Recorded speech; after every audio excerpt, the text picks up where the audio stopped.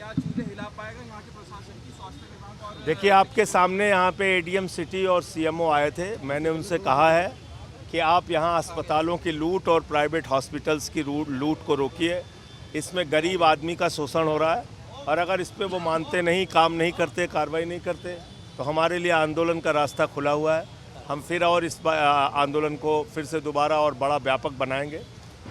इसके अलावा हमने ये तय किया है कि हर ज़िले के अंदर हम लोग जो गांवों में प्राथमिक स्वास्थ्य केंद्र हैं, कस्बों में जो तहसीलों पे सामुदायिक स्वास्थ्य केंद्र हैं, जिला अस्पताल है, मेडिकल कॉलेज है, इसको आम आदमी पार्टी की टीम निरीक्षण करेगी। जो गांवों के स्कूल हैं उसका निरीक्षण करेंगे। शहरों में जो कुछ स्कूल बने हैं नगर निगम या नगर पालिका के या सरकारी स्कूल जो हैं उनका भी हम निरीक्षण करेंगे। हमने इसके लिए 2022 के पहले मुहिम चलाई भी थी, तो बीच में वो थोड़ा शिथिल पड़ गई, लेकिन अब इसको हम लोग फिर से एक बड़ा मुद्दा बनाएंगे स्कूल और अस्पताल को, क्योंकि हमारा मानना है कि असली राष्ट्रभक्ति और देशभक्ति यही है कि हमारे बच्चे अच्छे स्कूल में पढ़ें और हमारे लोगों को अच्छा इलाज मिले। उनकी जो मूलभूत ज़रूरतें हैं वो उनको मिलनी चाहिए, तो और किसान को उनके फसल का दाम। ये दो तीन मुद्दे पकड़ के हम लोग लड़ेंगे। अच्छा, आप बताइए, पीडीसी का चुनाव हुआ, प्रधानी का चुनाव हुआ, जिला पंचायत का चुनाव हुआ, प्रमुखी का चुनाव हुआ, एमएलसी का चुनाव हुआ, लोकल बॉडी का। तो आप बताइए, सारे चुनाव में धांधली हुई, सारे एमएलसी इनके निर्दलीय बन गए। तो अगर अभी देखें ना, दिल्ली देश की राजधानी में हमारे पार्षदों का अपहरण कर करके उनको ज्वाइन करा लिया। तो जब आप खुलेआम ऑपरेशन लोटस चला रहे हैं पूरे देश में, धांधली के दम पे आप सत्ता में रहना चाहते हैं, धांधली का धंधा बंद होगा और लोकतंत्र की जीत होगी। वो हमारे साथी, आज मुझे हरियाणा भी जाना है चुनाव प्रचार के कारण। हमारे साथी जब भी बोलेंगे हम उनके कार्यक्रमों में जाएंगे जरूर। एक बात आप शायद छोड़ रहे हैं कि उसमें ज़्यादातर कंपनियां ऐसी हैं जिन्होंने भारतीय जनता पार्टी को चंदा दिया है। तो ये चंदा दो धंधा लो वाला जो कार्यक्रम है, इसकी गहनता से जांच होनी चाहिए सुप्रीम कोर्ट की मॉनिटरिंग में, क्योंकि सुप्रीम कोर्ट ने कहा कि इलेक्टोरल बॉन्ड असंवैधानिक है, अवैध है, गलत है। और उसके बाद जो रिसर्च निकला है सामने, जो जानकारी आई है कि 3,02,000 करोड़ रुपए के ठेके, मैं फिर से रिपीट कर रहा हूँ, 3,02,000 करोड़ रुपए के ठेके पूरे देश में उन कंपनियों को दिया गया जिन्होंने बीजेपी को चंदा दिया है।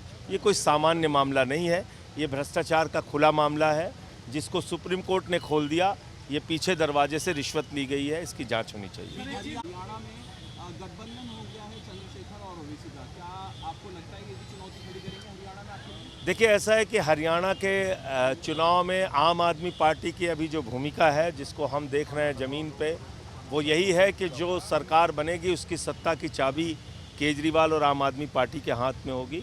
हमारे समर्थन के बिना सरकार नहीं बनेगी। और वहाँ भी हम 5 गारंटियों की बात कर रहे हैं, इलाज फ्री, शिक्षा फ्री, 1,000 रुपये प्रतिमाह माताओं बहनों को, और बेरोजगारों को रोजगार। ऐसे मुद्दों को लेकर हम लड़ रहे हैं। यूपी के 4 टुकड़े होने चाहिए? हम तो पहले से इस बात के समर्थक रहे हैं कि पश्चिमी उत्तर प्रदेश को एक अलग प्रदेश बनाया जाए, बुंदेलखंड बनाया जाए, अवध का क्षेत्र है, पूर्वांचल का क्षेत्र है। बीजेपी के नेता कहते हैं मैं इस मांग का हमेशा समर्थक। अरे, भाजपाई दिमाग से, उनका दिमागी रूप से विकलांग हो चुके हैं, उनकी बातें मत किया कीजिए। देश की, अरे उनके नेता तो खुद जाके बांग्लादेश में बोल के आए कि मैं बांग्लादेश का सेनानी हूँ, योद्धा हूँ, मैंने बांग्लादेश आज़ाद कराया है। मोदी जी ने बोला नहीं बोला? संजय सिंह को तो नहीं बुलाया था बांग्लादेश वालों ने, वो तो मोदी जी गए थे वहाँ पे कहने के लिए। तो ये फर्जी बातें करते हैं, इनकी बातों को छोड़ दीजिए, कोई मतलब नहीं है। हमको ध्यान देना है अपने बच्चों के भविष्य पे और उत्तर प्रदेश की तरक्की पे। और मैं समझता हूँ कि प्रशासनिक व्यवस्था को चलाने में इससे मदद मिलती है अगर छोटे प्रांत होते हैं। उस पर गुलाबो देवी का ये कहना कि बैंड बाजे वाले भी जो नाम है वो नाम क्यों नहीं लिखते, क्या चल रहा है? देखिए, मैंने तो पार्लियामेंट में भी इस विषय में बोला, नेम प्लेट लगवाना है तो अडानी के गले में लगाओ कि 2.5 लाख करोड़ का कर्जा उसने लिया है, देश के साथ देश की बैंकों को लूटा है।